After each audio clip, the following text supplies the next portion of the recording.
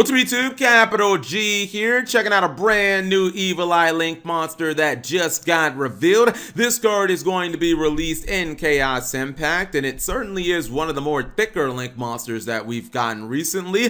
This is Gorgon, Queen of the Evil Eye, and yes, this is Medusa. Looks like she is completely corrupted by the Evil Eye at this point. She is a Link 2 Dark Fiend monster, 1900. She has the Salamangreat Sunlight Link points that point up towards your opponent, then down towards you. Her materials are 2 monsters, including an Evil Eye monster, so, you know, just like kind of what we do with Orcus right now. And it says that her second effect is a hard once per turn. First effect, this card gains 100 attack for each Evil Eye card with a different name in your graveyard. Second effect, if this card is equipped with the Evil Eye of Selene, quick effect, you can target one effect monster your opponent controls, negate its effects until the end of this turn. Third effect, once per turn during the standby phase after you activated the second effect of this card, destroy one monster this card points to. So when I look at Gorgon, Queen of Evil Eye, I see a card that is good in concept, but that was just poorly executed in my opinion. For starters, I think the second effect is actually just underpowered, considering you have to commit a Link 2 and you have to have an equipped spell to even activate the second effect at all. I feel like they should have given you just a tiny bit more, whether it be making it so the negated monster can attack a la Fiendish Chain, or making it so that the monster's attack becomes 0 a la Magical Musket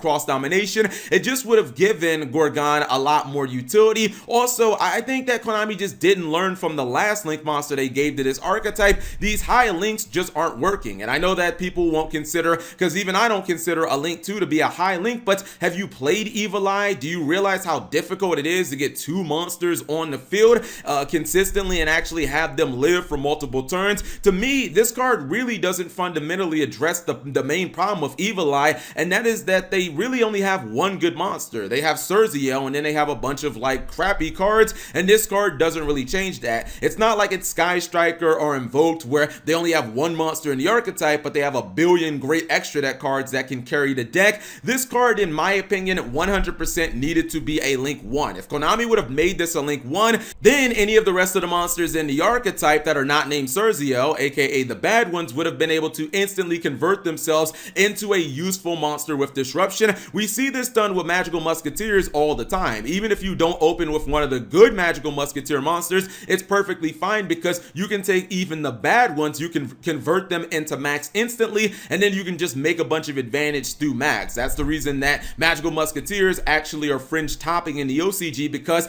all the cards can convert themselves into like one great monster. I feel like Konami had the opportunity to do that with Evil Eye, and I don't know, I just feel like this card should have been a Link 1. It should have gotten a teeny bit more utility with its second effect. I would have been even fine if they would have sacrificed half the attack. Even if this card would have been like 950 attack or just 1000 attack, nobody would have complained, because it would have allowed all the bad Evil Eye monsters to actually start being useful. So I really don't think that this is going to improve Evil Eye in a significant way, because I've played the archetype. It's not very easy to keep 2 monsters on the field, and even if you do get 2 monsters on the field, do you really want to give up both of those monsters for just an effect failure? Because if you don't have Selene, you're not even getting that. So yeah, I feel like this was a missed opportunity for Konami. Just one Link would have made all the difference with this card though. Anyways, whatever you guys think of Gorgon, Queen of the Evil Eye, leave it in the comment section below. Thank you guys for watching. As always, subscribe if you have not already, and turn on that notification bell for daily videos.